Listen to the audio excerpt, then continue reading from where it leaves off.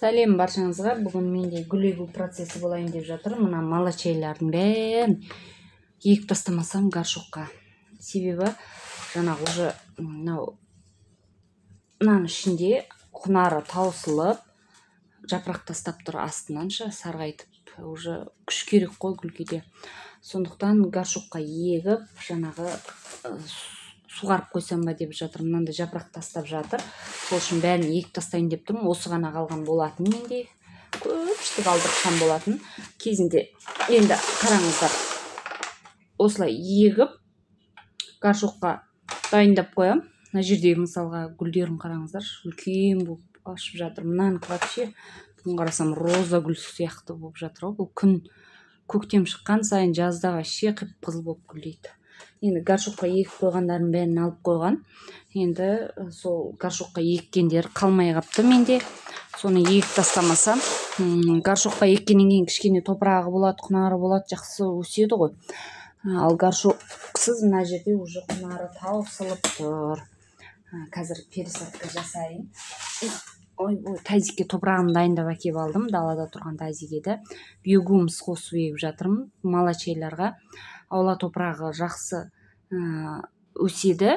Бірақ менде жаңағы аула топырағы нашарлау далада. Сол үшін бірінші биогумус алған болатым. Сол биогумусты универсальный топырақпен торф жаңағы мынандай сосын жаңа перлит араластырып егіп жатырмын. Қалай егемін? Мына үлкенін үлкен горшокқа, кішкентайын кішкентай горшокқа егемін. Осындай қолдарыма тікен кіріп жатыр. Пенопластты астына жіберсек болады, майдалап.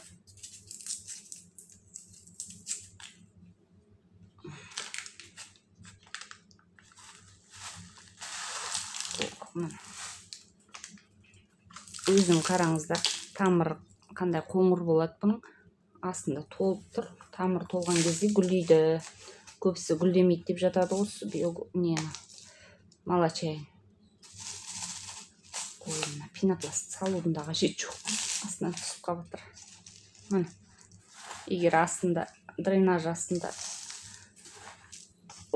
тамыр астында болса, дренаж қатты қажет емес. Горшогыңыздың тесігі үлкен болса.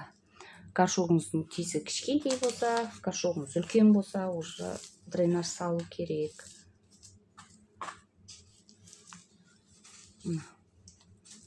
Осылай күн түсетін терезеге қойып қоям. Қазір суға бәрі жәні кіріп қалатын болды. Әйтпесе қараңыздар, не болып кетті. Гүлі ашып ақ тұр бақ. Уақыт болмай кетті. Енді сәл уақыт тапсам, күніге бір гүлдерден пересадка жасап көрсетіп тұрам болам, видео түсіріп. Бүгін малачайды бір жақты қылғым келіп тұр. Себебі малачайға күніге ертең болып кетті. Уақыт болмай кетті. Үлкен ұзындарын ұзын горшокқа саламыз. Себебі қараңыздар, бойы ұзарып тұр. Бұдан да ұзын болса, тек жақсы болады. Астына дренаж салып қойыңызшы. Ұзын болып кетеді әпсе. Жан-жағына топырақ сап қоямыз. Болды. Перевалка жасай береміз. Себебі бұл өзінің топырағында жақсы өсіп тұр. Магазинский топырақ емес. Местный топырақтар. Местный гүлдер ғой. Риза болдым осы малачайғаша.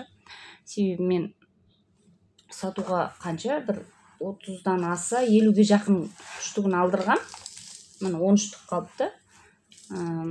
Сондағы біреуі өлген жоқ қой. Арасында горшокқа әдем болып өсіп тұрғандарын, гүлдеп тұрғандарын әпкеме патарт еттім, жеңгеме патарт еттім. Олардікі прям аула гүліне егіп қойыпты. Жайқалып өсіп жатыр. Менде қарасаңыздар, не болмай тұр ғой.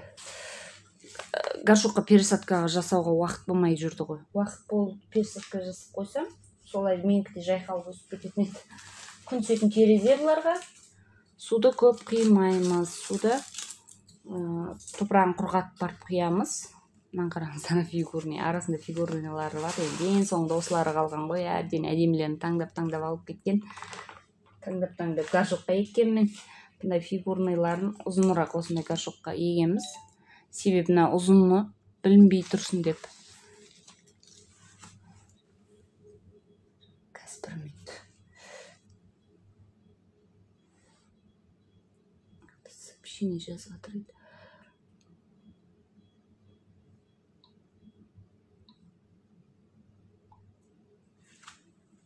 Ал осылай еге бересіздер, түк қиын емес. Молочай гүлі деген өте риза болдым. Гүлі де үлкен, вечно цветущий, еще қыстай терезем алдында гүлдеп тұрды ғой.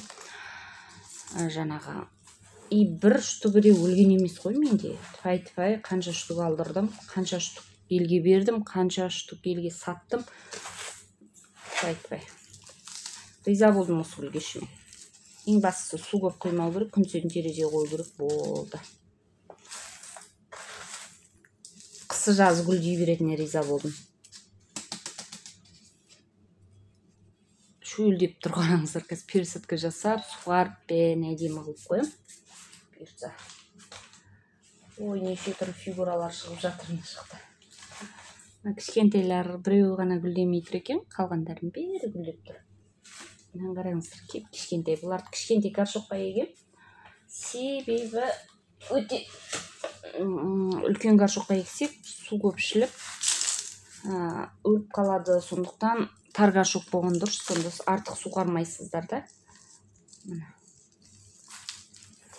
Әпкем аула топырағына егіп қойған, видеода тұрғасын әдемі гүлдеп жатыр. Мынау шапка болып, жапырағынан гүлі көп қой.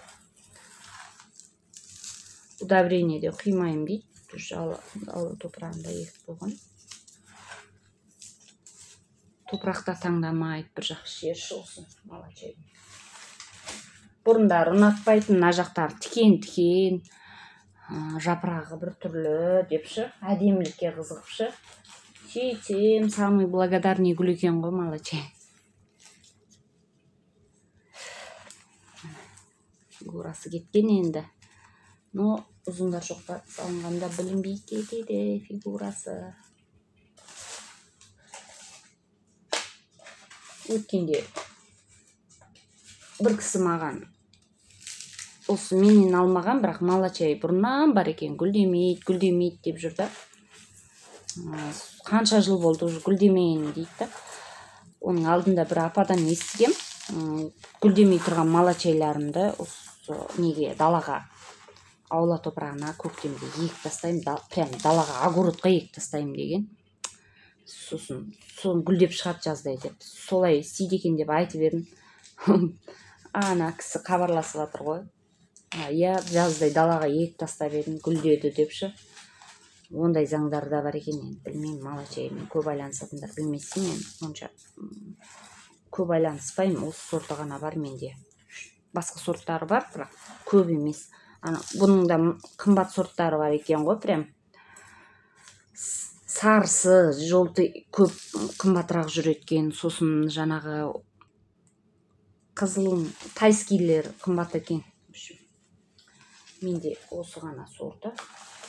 Цветі өзгеріп тұрады әртүрлі ол. Гүлі де.